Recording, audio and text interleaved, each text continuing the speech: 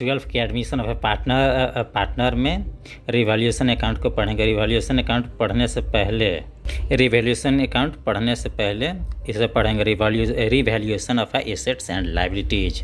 Whenever a new partner is admitted, एक नया partner admit हो रहा फर्म में, it becomes necessary to revalue of assets and liabilities of the firm to their true and fair values.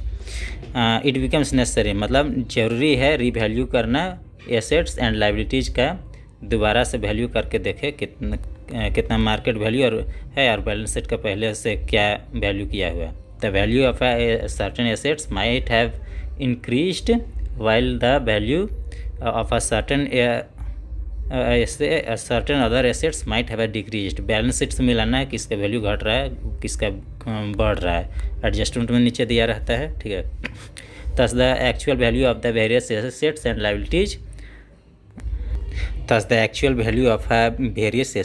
liabilities may be different from the values stated in the balance sheet। वही balance sheet से बहुत सारे assets and liabilities के value difference हो सकता है, ठीक है। New partner should not suffer because of a reduction in the value of assets nor should we benefit by increase in the value of assets। किसी भी एसेट्स का value घटे चाहे बढ़े, वैल्यू अगर बढ़ेगा मतलब प्राइस बढ़ेगा किसी एसेट्स का तो उसका फ़ायदा ऑल पार्टनर्स को ही मिलेगा, घाटा भी होगा तो उसका भी सहन ऑल पार्टनर्स करेंगे, यही दिया होगा, देखते हैं। Thus the entire profit or a loss arising from revaluation is divided between the all partners in their all profit sharing ratio। All profit sharing ratio में कोई घाटा फायदा होगा लिखा हुआ प्रॉफिट और लॉस अराइजिंग फ्रॉम रिवैल्यूएशन करने से किसी प्राइस बढ़ेगा या घटेगा तो उसका भी सहन ऑल पार्टनर्स करेंगे। Revaluation of assets and liabilities is done with the help of a new account called revaluation account. Profit and loss adjustment account भी इसी कहेंगे, दूसरा नाम है। लिखा हुआ है revaluation of assets and liabilities. इस एसेट्स एंड लायबिलिटीज का revaluation is done with the help of a new account. Revaluation से ही एसेट्स का लायबिलिटीज का रिवैल्यूएशन से ही एक नया अकाउंट बनेगा, उसको कहेंगे रिवैल्यूएशन अकाउंट। उसी का हो जाएगा यहाँ दूसरा नाम profit and loss adjustment account.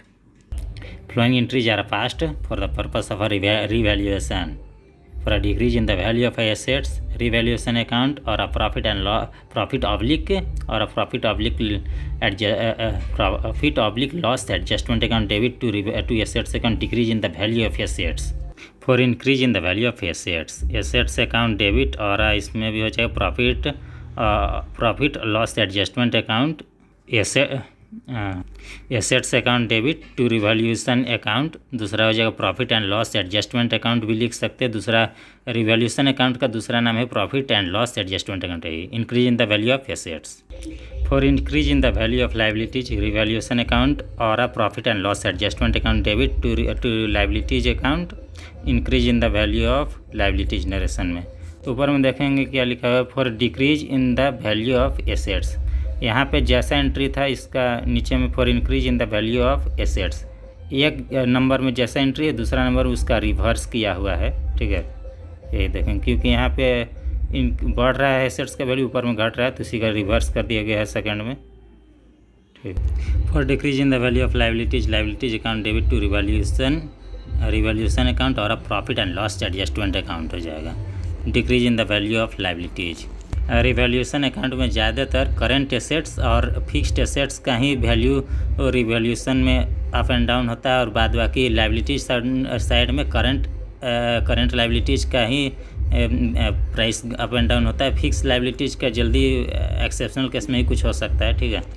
आगे बड़े क्वेश्चंस देखेंगे रिवैल्यूएशन अकाउंट का, ठीक है।